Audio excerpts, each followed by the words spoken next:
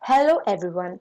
To fully appreciate Graph novel, it helps to understand a little bit about the clave. In particular, the importance of clave in Cuban culture and music. Firstly, I'm going to explain the origins of clave.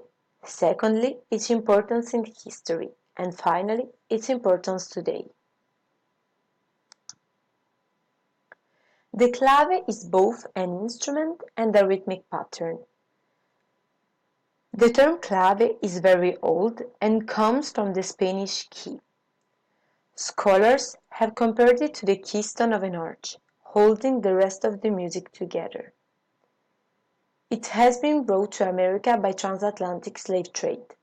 Actually, it comes from Africa.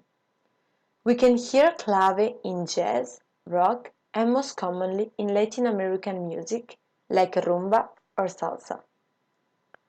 The clave is the marriage between the rhythmic sticks used by African slaves and the tejoletas used by Andalusian servants. There are several reasons why it is so important in Cuban culture and music. The origins of the clave as instrument reflect the people's necessity for musical expression. Indeed, often music was the only hope and joy they had. The power of clave was also to bring people together. Finally, it was a key channel through which people unleashed their frustration. Today, the birth of clave is explained by the Cuban history.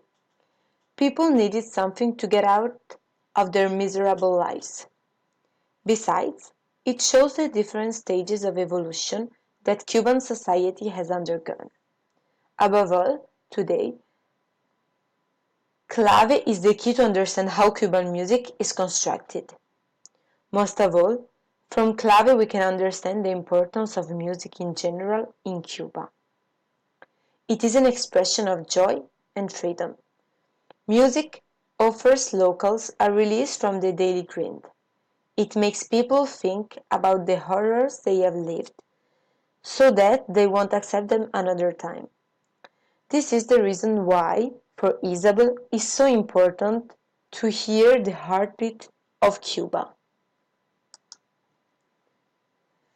The purpose of this exposition is to inform about the birth of clave and its importance in Cuban culture and music.